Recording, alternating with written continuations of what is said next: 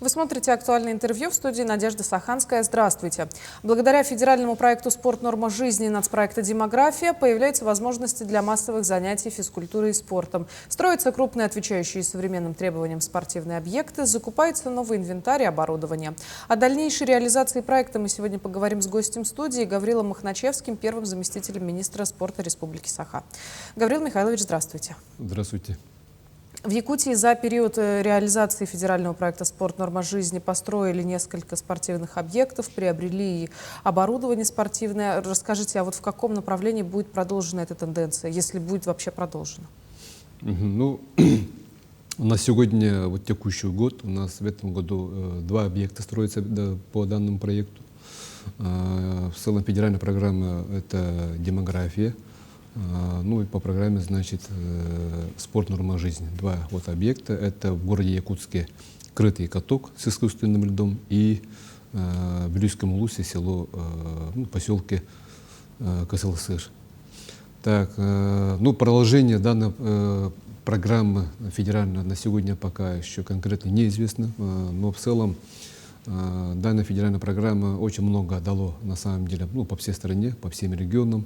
Но в том числе в нашей республике построили ряд тех спортивных школ, начиная от Жатая, ну, спортивные объекты имеется в виду. И сегодня, вот нынче, мы вводим два объекта. Ну, крытый каток, если так взять, строится вот в районе микрорайона ДСК Звездный. Объект очень большой на самом деле, с искусственным льдом 60×30. И также есть зал спортивный, где ну, некоторых, допустим, искусственных таким льдом не бывает таких спортивных залов. Но по нашему проекту здесь имеется спортивный зал. Ну, конечно же, будет вводиться и массовое катание, также будет восстановительные кабинеты, тренажерные залы. Ну, все, что на сегодня современные спортивные объекты, все будет предусмотрено. Так, и в поселке Касылсыр, это здесь спортивный зал, тоже имеет довольно-таки на уровне сельской местности хороший размер, это уже 37×21. Также имеется двухэтажная административная часть, и здесь тоже есть спортивные залы по вольной борьбе, тренажерные залы и, ну, соответственно, раздевалки. Поэтому объект тоже на самом деле очень, ну, для сельской местности, я скажу, отмечу, что очень большой и хороший. Поэтому готовы, вовсю идут строительные работы, и вот в декабре в этом месяце мы должны уже ввести два объекта. А в целом, какие, если мы говорим о крупных спортивных мероприятиях, да, в этом году были организованы у нас в республике? Дети Азии, понятно. А весной была 5-я спартакиада зимних видов спорта. Да, ну, конечно, безусловно, это 8-й международный спортивный Дети Азии проведена в этом году. И, кроме того, проведена спартакиада 10-я, где по зимним видам спорта в городах Алдан и Нерюнгри. Ну, порядка участвовало тоже около 30, ну, если не ошибаюсь, 28 муниципальных районов и города Якутска. И по 10 видам спорта участвовали. Очень красиво, насыщенно провели данную спартакиаду. Зимние виды спорта также неотъемлемая часть нашей в целом стратегии Министерства спорта, скажем, и развития вот зимние виды спорта. Также отмечу, это всероссийские соревнования по стрельбе на дальней дистанции, где сам полпред Юрий Петрович Трутнев был главным судьей, скажем, данного турнира. И, конечно же, по инициативе нашей республики Арсения Сергеевича. И в целом данный турнир был в памяти нашего легендарного снайпера Федора Матвеевича Хлопкова.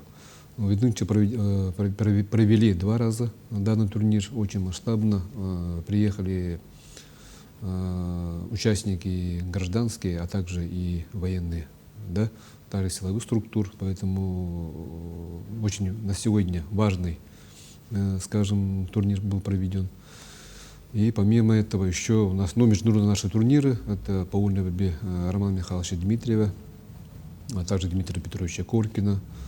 Ну и нынче все наши мероприятия посвящаются столетию тоже нашего легендарного спортивного функционера.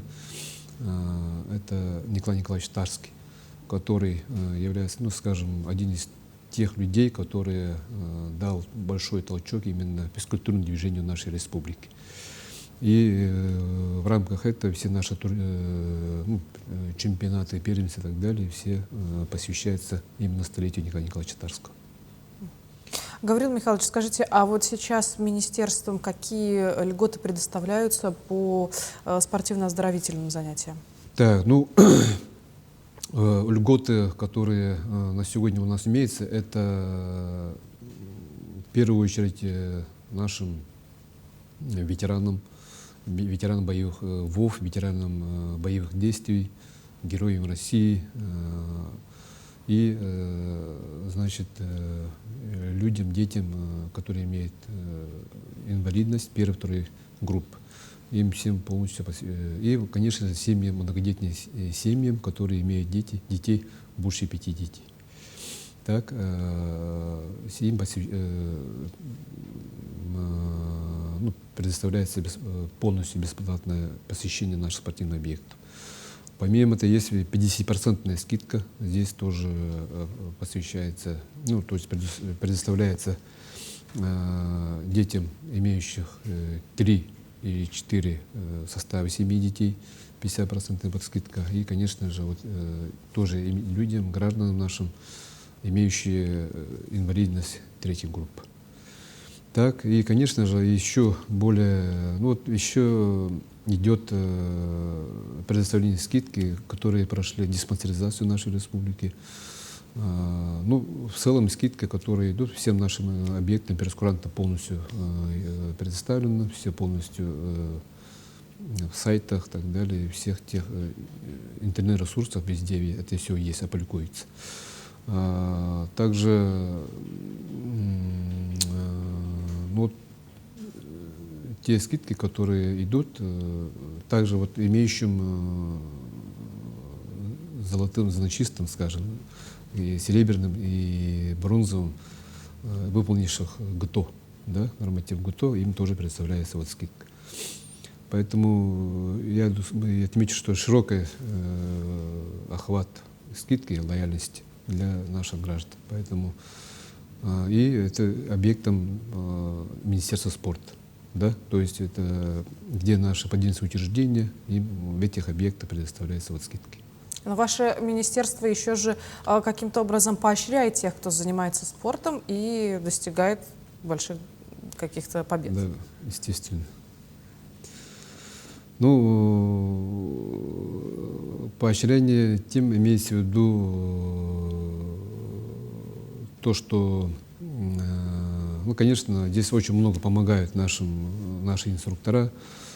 Поощрение имеется в виду в каком плане вы еще Ну, раз? можно, например, и в денежном эквиваленте, например, или когда дают заслуженное звание спорта, звание заслуженного мастера спорта по определенным. Ну, да, по этой части, да, ветеранам спорта, конечно, это тоже есть в нашей прескуранте. И наш объект, да, действительно, вот это тоже предоставляется как льгота. Ежегодно ваше ведомство в конце года проводит деловое мероприятие. Что запланировано в этот раз? Да, ну, традиционно уже давно идет традиционно, да, то, что итоги спортивного года, это всегда мы делаем в плане. Значит, в этом году тоже будут проводиться итоги с 19 по 21 декабря.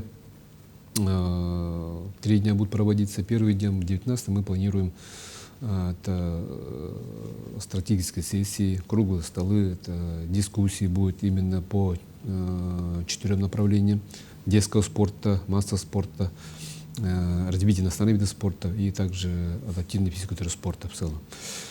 Так, и во второй день у нас 20-го будет планируется, ну, официально уже это итоговое совещание. Здесь участвуют все делегаты всех муниципальных районов спортивные, все спортивные федерации нашей республики, ну и, конечно же, все функционеры, которые на сегодня работают во благо развития спорта в целом. Да? И 21 у нас это кульминация будет, это итоги, то есть бал чемпионов, где мы ежегодно тоже выявляем лучшие из лучших по видам спорта. И очень интересно, что нынче кто будет именно десятых, скажем, лучших победителей этого уходящего года. Да, интрига остается очень интересной. Да, да. Наверное, будете уделять еще внимание деятелям искусства, потому что у нас так много спортивных драм появилось в этом году, как раз-таки про наших якутских спортсменов. Ну, как сказать, конечно, это тоже есть. Всегда спорт и культура вместе идут. И мероприятия, которые у нас будут проводиться, да, действительно будет интересным. Поэтому, воспользуясь случаем, хочу пригласить всех наших горожан, детей, молодежи, посмотреть, как будут проходить итоги бал чемпионов этого 2024 года. Хорошо. Гаврил Михайлович, большое спасибо, что нашли для нас сегодня время, поделились интересной информацией. Приходите к нам еще. Обязательно. Напомню, вы смотрели актуальное интервью. До встречи в эфире.